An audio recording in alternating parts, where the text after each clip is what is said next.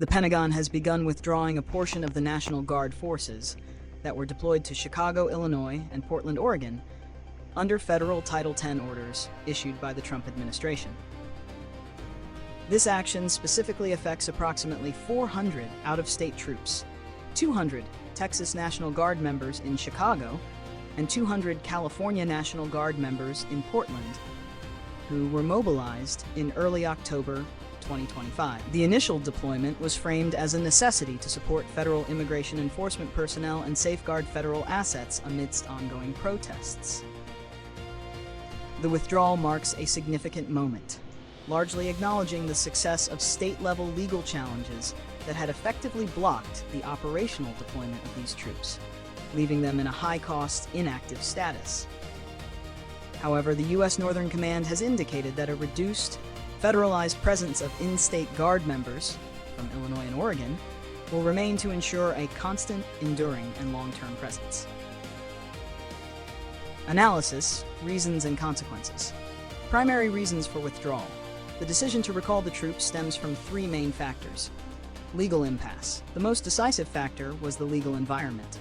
Federal judges in both Illinois and Oregon issued injunctions and temporary restraining orders, effectively blocking the federalized National Guard members from being deployed onto city streets or interacting with protesters. These rulings sided with the governors of Illinois and Oregon, who argued the deployment constituted federal overreach and an infringement on state sovereignty, especially since the governors had not requested the federal assistance, with the troops unable to perform their assigned mission, or in many cases, simply waiting in staging areas. The legal battle reached the U.S. Supreme Court, which now weighs the case. Financial and logistical costs. Having hundreds of personnel on active federal duty, Title X, in a non-operational capacity resulted in a considerable and arguably unnecessary drain on military resources. Top Pentagon officials reportedly decided it was fiscally unsound to keep the soldiers in a costly limbo, separated from their families, especially as the holiday season approached. Political pressure. The deployment faced strenuous, high-profile opposition from Democratic state and city leaders, who viewed the move as an escalation of tensions and a political stunt rather than a genuine security need. This persistent political pressure likely influenced the Pentagon's decision to right-size the operation. Key consequences of the withdrawal: reinforcement of states' rights. The successful legal challenges and subsequent withdrawal represent a significant win for states resisting the federalization of National Guard assets for domestic purposes without state consent. It reinforces the traditional understanding of the Guard as a dual federal state force that should not be deployed within state borders against the governor's will under certain circumstances. Shifting federal strategy. The retention of local, federalized Guard members indicates that the administration is adapting its strategy. By keeping in-state troops under federal control, the Department of Defense maintains the option of a localized response, though this still faces legal scrutiny regarding the scope of their mandated duties.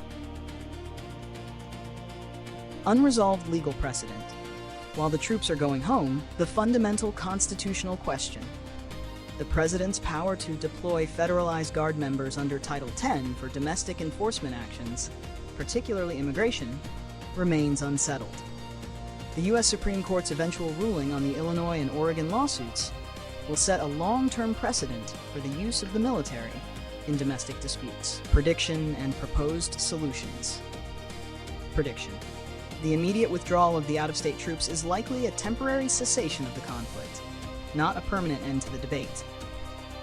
Supreme Court impact. Regardless of the withdrawal, the legal battle will continue to be significant. If the Supreme Court upholds the lower court rulings, it will severely constrain the executive branch's ability to use the National Guard in a federally controlled capacity for domestic law enforcement and protests without gubernatorial approval. If the deployment is deemed lawful, the current administration or any future one could reauthorize similar missions.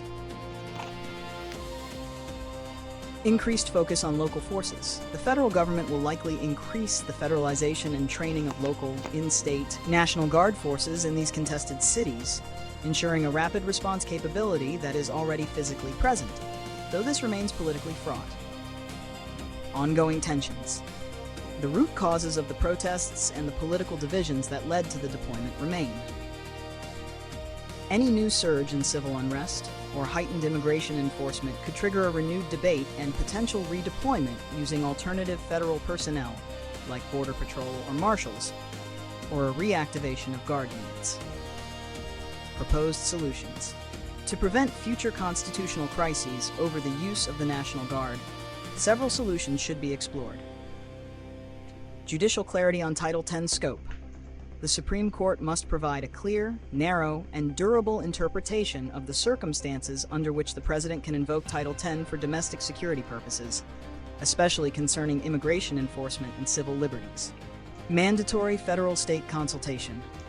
Congress should mandate a formal, documented consultation process that requires the Department of Defense to engage with a state's governor and attorney general prior to any non-emergency federalization of that state's National Guard, allowing for legal review and local impact assessment.